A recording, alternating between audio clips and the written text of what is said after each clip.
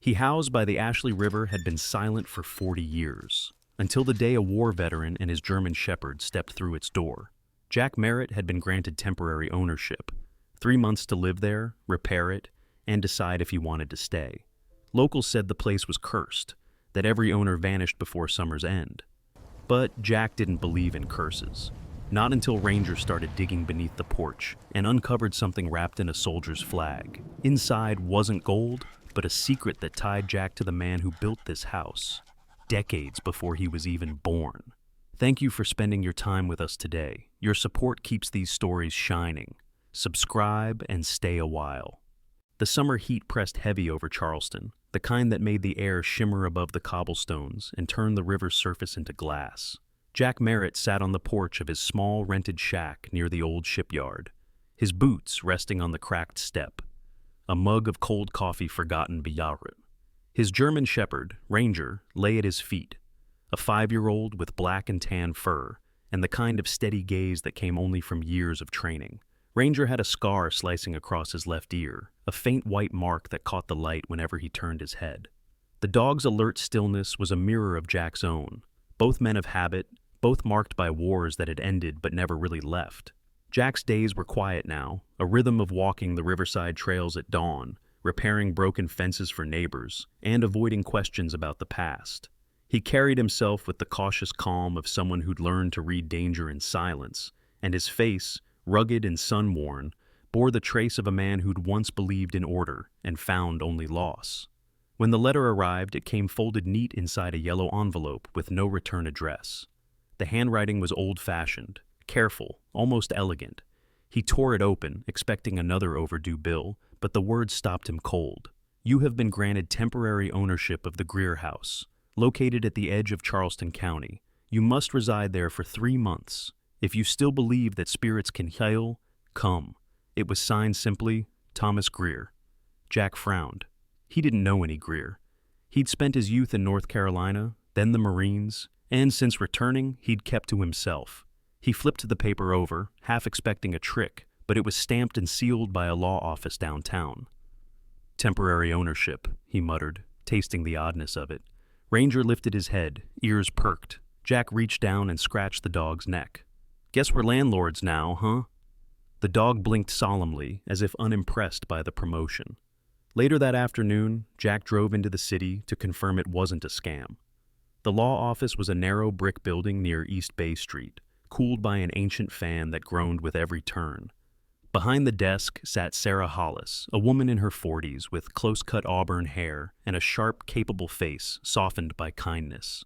Her white blouse was crisp even in the humidity, her movements deliberate. She looked up when Jack entered, studying him with polite curiosity, the kind she likely reserved for men who carried more silence than words. "Mr. Merritt?" she asked. Her voice was smooth, professional, but gentle. Jack nodded, handing her the letter. "I don't know this man," he said. "Thomas Greer." Sarah adjusted her glasses, scanning the page. "Mr. Greer passed away last spring. He left very specific instructions in his will, that you be contacted and given possession of the property for a limited term." She looked up again. "He mentioned you were the right kind of listener." Jack frowned. "Listener?" "That's what he wrote."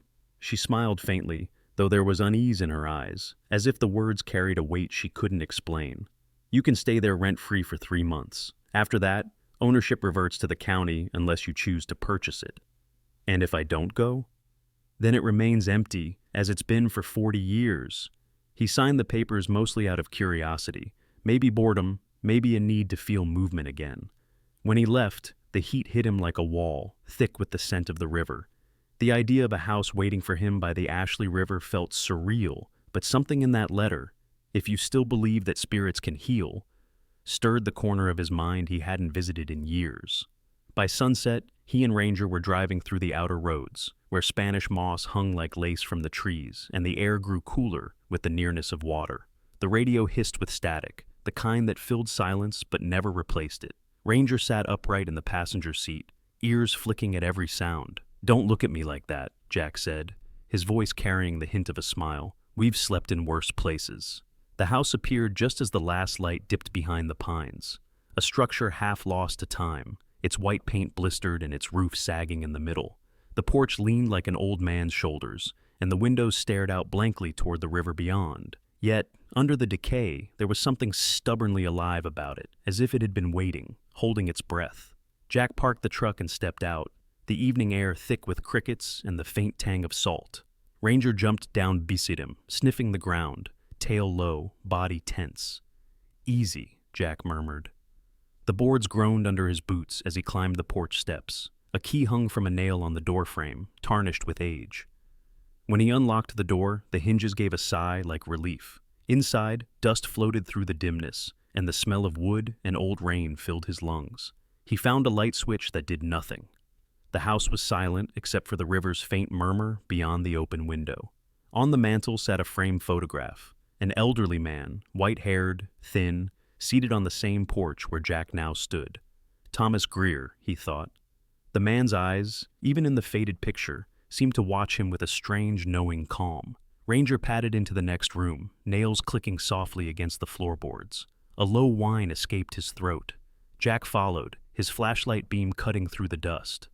"What is it, boy?" The dog stood near a spot in the corner, tail stiff, ears tilted forward. Jack crouched, pressing his palm to the wood. It felt cooler there, faintly hollow. He frowned, the unease tightening in his chest. "Probably rats," he said quietly, but even as he said it, he didn't believe himself. The house by the Ashley River exhaled in the dark, its timbers settling like old bones, as if listening, and somewhere deep beneath those floorboards, something waited, patient, untouched, and not yet done with him. The rain had stopped just before dawn, leaving behind a sheen of damp silver across the world. Charleston's morning air carried that strange stillness that comes after a storm, as though the land itself was listening. Jack Merritt stood on the porch of the Greer House, staring out at the rising mist above the Ashley River. The house behind him smelled of wet timber and old smoke, a scent both earthy and unsettling. Beside him, Ranger stretched, shaking droplets from his black and tan coat before settling down, his amber eyes tracking every sound. The dog had been restless all night, pacing and whining at the floorboards near the living room corner, the one that seemed just a little too new. Jack rubbed the back of his neck, exhaustion etched into his expression. He hadn't slept much. Every time the wind brushed against the siding, it sounded like footsteps. When the knock came that morning, it startled him. The sound was quick, polite, and precise, not the ghostly tapping from the night before. On the porch stood Clara Jennings, her blonde hair tied up tighter today, her crisp white shirt rolled neatly at the elbows, a clipboard tucked under one arm. The early light softened her sharpness, though there was always something watchful behind her pale blue eyes. "Morning," she greeted, stepping inside without waiting. "You look like you didn't sleep." "You could say that," Jack replied, pouring in coffee into 2 chipped mugs. "House is noisy." "Old houses breathe," she said, half smiling as she ran a hand along the wall. "This one just sounds like it's still dreaming." She glanced toward the painting on the wall, the battlefield scene, the soldier who looked like him. "You find anything else?" "Only this," he said, tapping in the corner of the frame. "Looks older than it should be. Feels personal." "Mr. Greer painted," she said, her voice distant, thoughtful.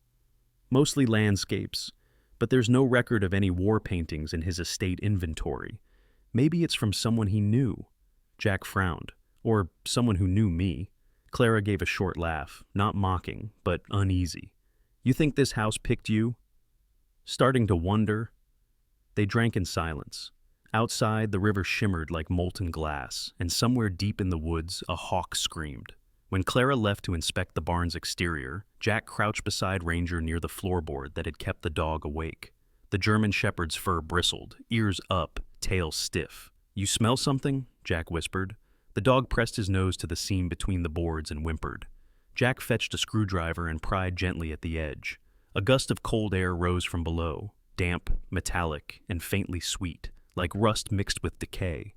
He stopped. His gut tightened. He knew that smell. Memory flooded him. Sand, blood, diesel, Afghanistan 2010, the last explosion, the last friend he couldn't save. He sat, back, shaking it off. "Later," he muttered. "We'll deal with it later." In the afternoon, the sound of a truck engine rolled up the drive. Jack stepped outside and saw a man step down. Mid-50s, solidly built, with a thick mustache and eyes like weathered steel. He wore a sheriff's khaki uniform, sleeves rolled high, the badge on his chest dull from use. "Jack Merritt," the man said, extending a hand. "Sheriff Coleman. Heard you took over this place." Jack nodded. Coleman's grip was firm, his voice slow, carrying the calm authority of someone who had seen too much and learned to say little. "You knew Greer?" Jack asked. "Everyone did," Coleman said, glancing at the house. "He was a quiet man, retired military, same as you. Didn't talk much, but folks said he heard things. Voices, whispers, you know how small towns are." "You think he was crazy?" Jack asked. Coleman gave a dry chuckle. "Around here, you'd be surprised how often crazy turns out to be true." His eyes met Jack's, sharp for a moment. "You planning to stay the full 3 months?" "That's the deal," Jack said. "Might as well see it through." "Good," Coleman said, climbing back into his truck. "If you hear anything strange, you give me a call. And keep that dog close. Animals know things we don't." The truck disappeared down the lane, leaving dust hanging like fog.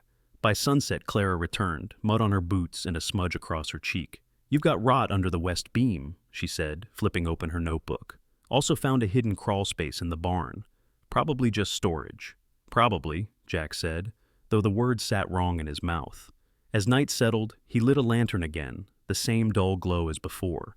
The storm clouds had cleared, but the house hadn't stopped breathing. He and Ranger ate canned stew by the hearth, the dog's ears twitching at every pop of the fire. "You think Coleman's right?" Jack asked softly. "You think Greer lost it?" Ranger tilted his head, a low rumble vibrating in his throat. "Yeah," Jack said, exhaling. "Me neither." A faint sound drifted from the hallway, soft, deliberate, like a knock muffled under wood. Jack stood, lantern in hand. The tapping came again. 3 beats, pause, 2 more, the same pattern as last night. He knelt, tracing the seams in the floor. The newer boards gleamed faintly under the light. "All right," he whispered. "You win." He wedged the screwdriver in and lifted one plank. Beneath it, darkness yawned, a hollow space no wider than a coffin. Ranger growled, the fur along his spine rising. Jack lowered the lantern. A glint caught his eye, something metallic, half buried in dust. He reached in and pulled it free, a small brass key, tied with a brittle leather string and a scrap of folded paper, yellowed and fragile. On it, written in neat, faded ink, were 3 words. It was never finished. The floor creaked again, once, twice, as if something below was answering. Morning broke gray and heavy, the kind of Charleston dawn that clung to the lungs and blurred the line between fog and breath. Jack Merritt crouched over the spot where he'd lifted the first board the night before, lantern still beside him. The faint metallic smell rose again, sharper in the daylight. Clara Jennings arrived just after 7, her boots crunching the wet gravel, her beige trousers smudged from the last inspection. She looked tired but composed, her blonde hair pinned back neatly despite the humidity. "I couldn't stop thinking about it," she said, stepping through the door. "Whatever's under there, it's not part of the original design." Jack glanced up. His face was drawn, eyes bloodshot from another sleepless night. "You bring tools?" "Always do." She set down her leather bag, pulling out a crowbar and gloves. "Let's see what your house is hiding." Ranger stood nearby, tail stiff, head tilted, watching their every move. The dog's breath came fast, his fur slick from the damp morning air. At 5 years old, Ranger had the composure of an old soldier, but his eyes told stories of too many places that smelled like fear and fire. He sniffed the air near the floor and whined. "He knows something's there," Clara said softly. "He's been at it since yesterday." Jack pried the next plank loose, revealing a cavity below, dark and narrow. The air that drifted out was cold and stale, the scent of mold and metal mixing into something older. He leaned in with the flashlight. "Looks like a crawl space," he muttered. Clara crouched beside him, peering over his shoulder. "No, that's too deep. Maybe a storage pit?" "Or a bunker," Jack said quietly, the way men speak when they've seen things they wish they hadn't. They widened the gap until Jack could lower himself in. The beam of the flashlight caught rough concrete walls lined with shelves, old boxes, a rusted radio, and stacks of paper bound with string. Clara handed him her gloves and followed carefully, her boots scraping the ladder rungs. The air was cooler here, thick with dust that glowed like fog in the light. "Someone built this to be hidden," Jack said. He brushed his fingers over a metal filing cabinet. The label had long peeled away. Inside were yellowed pages, hand-typed, stamped, confidential. He opened one and read aloud. Tidefall Project, Phase 2. He frowned. You ever hear of that? No, Clara replied, voice low. Sounds military. Jack's pulse quickened. The pages described coordinates, supply routes, and names, most redacted. Then, at the bottom of one page, Lead Analyst T. Greer. His throat tightened. He wasn't just an engineer, he said. He was running something. Clara scanned another file. Listen to this. Containment materials, civil testing, field exposure. This isn't construction work, Jack. I know, he said quietly. His flashlight caught something small in the corner, a glint half buried in dust. He reached for it, brushing off the grime. It was a metal badge, shaped like a shield, with his name stamped across it. Merit Unit, 2005. He froze. The world seemed to contract around the object. The air thickened. That's impossible, he murmured. My unit was dissolved 20 years ago. None of this. He stopped, breathing hard. Clara stepped closer, hand lightly on his arm. You sure it's yours? Positive. He turned it over. A faint dent on the back, the same one from when he had dropped it in Helmand. I lost this overseas. Then how? She began, but Jack cut her off. Someone's been here before me. His voice had that edge again, the clipped command tone that came from years in uniform. He sifted through another box, finding a small leather-bound notebook, its cover warped by moisture. Inside, written in tight cursive, Tidefall. Never let them find it. Each entry was dated between 1972 and 1985, then abruptly stopped. The final page held only a set of numbers, coordinates near the edge of Charleston County, and a faint sketch of a circular structure underground. Clara stepped back, running a hand through her hair. This is getting bigger than either of us. You need to take this to the sheriff. Coleman won't believe me, Jack said. He'll think I'm losing it. Then at least tell him about the bunker, she pressed. It's evidence. Jack looked up at her, his expression torn between reason and something deeper. Fear, maybe, or the need to protect what little order he had left. No, he said finally. Not yet. This was hidden for a reason. I need to know why. Ranger gave a sudden bark, low and sharp, turning their heads. The dog stood rigid near the opposite wall, nose pressed against a faint seam in the concrete. Jack moved closer, shining the beam. The outline of a second door took shape, narrow, almost invisible beneath the grime. He brushed the dust away and found a latch embedded in the stone. Looks like it's sealed, he muttered. Clara knelt beside him, tracing the edges. With cement, she said. They didn't want anyone opening this. Jack stared at it for a long moment. Or they didn't want something getting out. The air seemed to grow heavier, the silence deeper than before. A slow drip echoed from somewhere unseen, and the beam of the flashlight flickered once, then steadied. Clara's voice came soft. Jack, maybe we should... No, he interrupted. We finished this. He pressed the cold brass key he'd found the night before against the lock. It didn't fit. Too small. He pocketed it again, jaw tight. We're missing something, he said. They climbed out of the pit as the sun began to fade behind the trees. The river shimmered in the distance, gold fading to gray. Clara wiped her hands on a rag, eyes distant. Whatever Greer was hiding, it wasn't just paperwork. Jack nodded, his voice barely above a whisper. And if that badge was down there, then someone already knew I was coming. The next morning arrived heavy and warm, the kind of southern heat that stuck to the skin and hummed beneath the surface of the earth. The Ashley River lay quiet, its waters dark as glass, reflecting the pale clouds above. Jack Merritt stood near his truck, the map he had found in the hidden basement spread across the hood. The red ink lines that marked the Charleston military sites seemed to bleed in the sunlight. He traced a finger over one circled location on the river's bend, a long-forgotten supply depot. Clara Jennings stood beside him, squinting into the glare. Her white work shirt was rolled at the sleeves, streaked with dirt from the previous day. She looked less like a city engineer now, and more like someone who belonged in the field, focused, resolute, unafraid of the unknown. If Greer hid something, it'll be here, she said. Her tone was firm, but there was a flicker of unease in her eyes. Ranger barked once from the back of the truck, tail thumping impatiently against the side panel. His fur shimmered with health, though his ears twitched restlessly as if the air itself carried warnings. Jack climbed in, started the engine, and the three of them headed down the narrow dirt road that wound through the marshes. The journey took them nearly an hour, past abandoned piers and fields overrun by reeds. When they reached the depot, it looked half swallowed by nature, corrugated metal roofs caved in, rust streaking every wall. The sign out front had faded to a ghost of its former self, property of the United States government. Jack parked the truck and stepped out cautiously. The air smelled of iron and wet soil. Ranger darted ahead, nose low, moving in sharp circles near the largest structure. "He's found something," Jack said. Clara followed him inside. The warehouse was a cavern of shadows.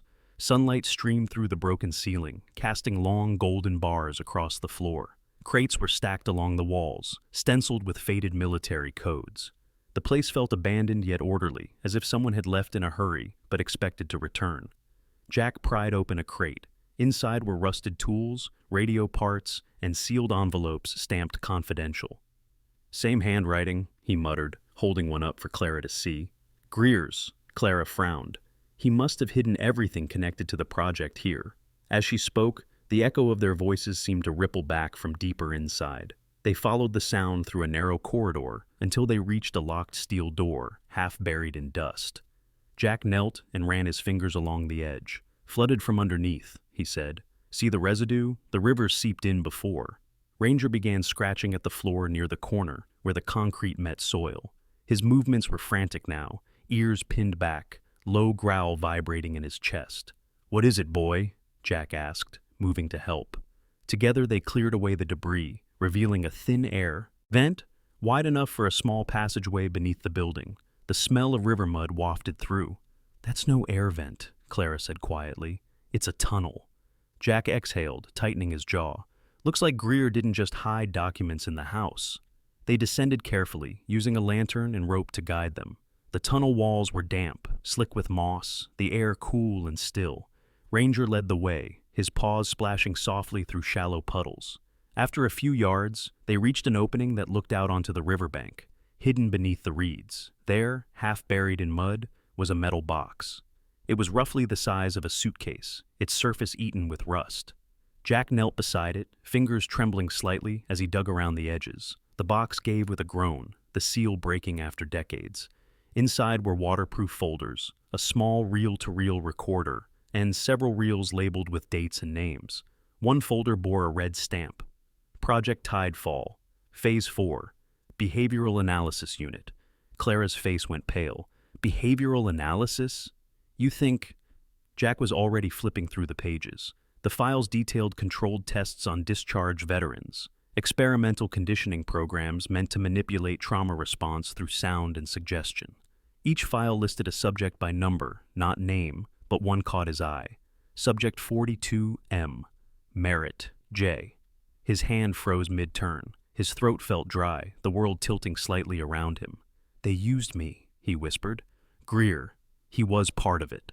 Clara knelt beside him, her hand trembling, as she picked up the reel marked Merritt, Session 7. She looked at Jack, eyes wide with disbelief. "You have to listen," she said. Jack loaded the reel into the recorder and clicked it on. The tape hissed before a voice emerged, calm, male, authoritative. "Subject 42M exhibits stable dissociation. Responds to the auditory trigger Ashley. Maintain conditioning until instructed otherwise." Then another voice, his own, younger, broken. "I hear it again, sir. The river. It's calling." The tape stopped abruptly. The silence afterward was unbearable. Jack turned away, pressing a hand to his forehead. "He did this," he said hoarsely. "Greer ran the project, then vanished when it was exposed. He must have taken the evidence before the government shut it down," Clara said. "And left it for you," she murmured. "The inheritance. The letter. He wanted you to find this." Jack looked toward the river, where sunlight rippled like fire on the surface. "He gave me the house because he couldn't live with what he'd done," he said. "He wanted me to finish what he started, to bring the truth out." Ranger barked once, sharp and urgent, drawing their eyes toward the reeds. Something, a figure, moved there, brief and distant, before disappearing into the trees. Jack tensed, hand instinctively reaching for his knife. "We're not alone," he said quietly. "And whoever's been waiting, they already know we found it." The dawn broke slow over Charleston, painting the sky in strokes of muted gold and pale rose. The Ashley River shimmered beneath it, calm and wide, as if the storm and the secrets it had carried were finally ready to rest. Jack Merritt stood by the railing outside the Greer House, watching the river move in silence. His reflection in the water looked older, not in years but in weight, the kind that comes from carrying truths too long in the dark. Ranger sat beside him, 5 years old but wise beyond his age, his black and tan coat brushed clean, the faint scar on his ear still visible when the light hit just right. The dog's head rested on his paws, but his amber eyes stayed fixed on the river, always alert, as if guarding something only he could sense. By mid-morning, Sheriff Coleman arrived in his dust-coated patrol truck, the old engine coughing before it stopped. The man stepped out with his usual deliberate pace, his frame broad, shoulders squared under his tan uniform. The years had chiseled hard lines into his face, deep creases that spoke of too many unsolved cases and too many funerals. Yet beneath that stoicism was a quiet decency, the kind that didn't need to be spoken. "You ready?" he asked. His voice was gravel and calm. Jack nodded, his jaw set. "I've got everything. The files, the tapes, the maps, all of it." Coleman took the box from him and glanced toward the house. "You did the right thing. You'd be surprised how often folks find the truth and bury it again." He paused, meeting Jack's eyes. "You didn't." Clara Jennings appeared in the doorway, a streak of sunlight falling across her face. Her blonde hair was pulled back into a loose braid, and her once white shirt was now permanently smudged from the weeks of work. Yet there was something softer about her now, the kind of peace that comes after surviving something unexplainable. She joined them on the porch, carrying another folder marked Property Transfer Authorization. "They're sending a federal team," she said.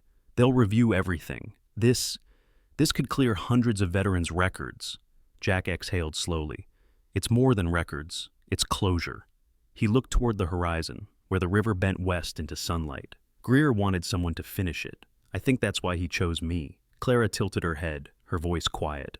"Because you were one of them? Because I was still listening," he said.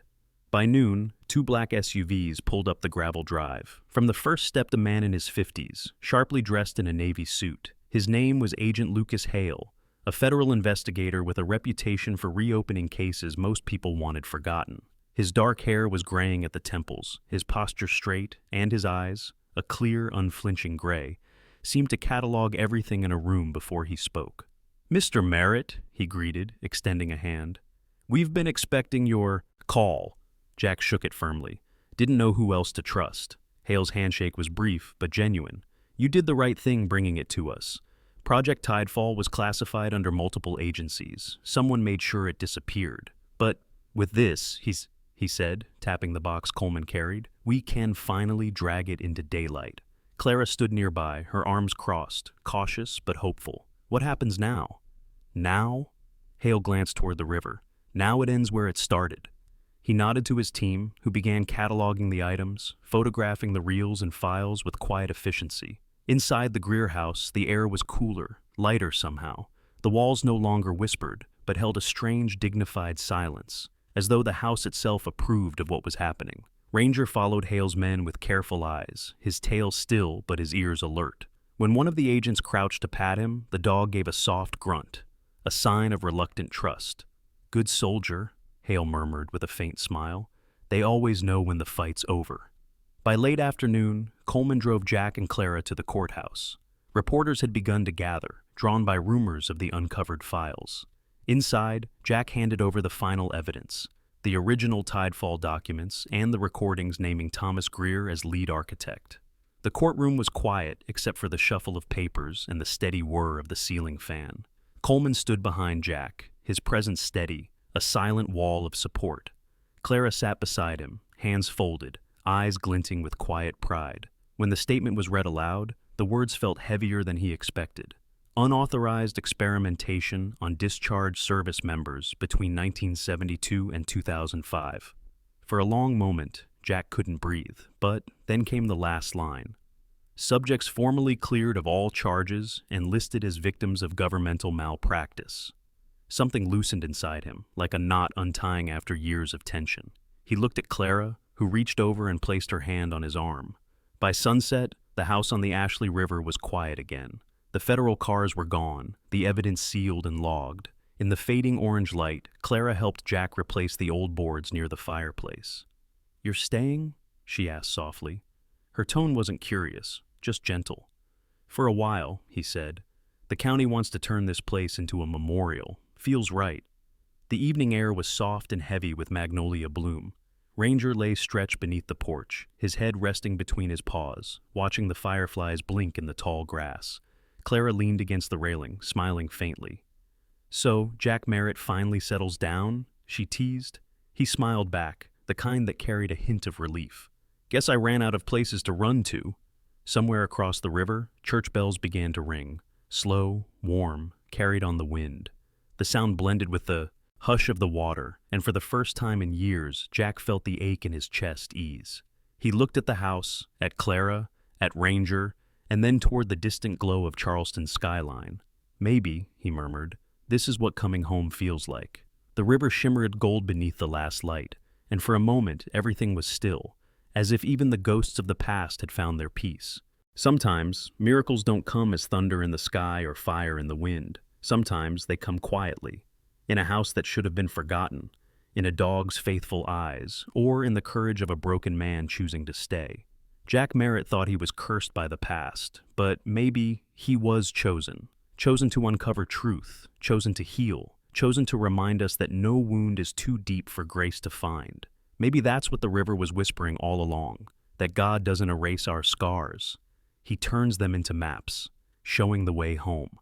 So, if this story touched you, share it, because someone out there might need to hear that redemption still lives, that faith still works, and that love, in all its quiet forms, still saves. Leave a comment below. Tell us what you believe miracles look like in your life. And if you'd like to keep these stories flowing like the Ashley River at sunset, subscribe to the channel. May the Lord watch over you tonight, and may you always find light waiting at the end of your road.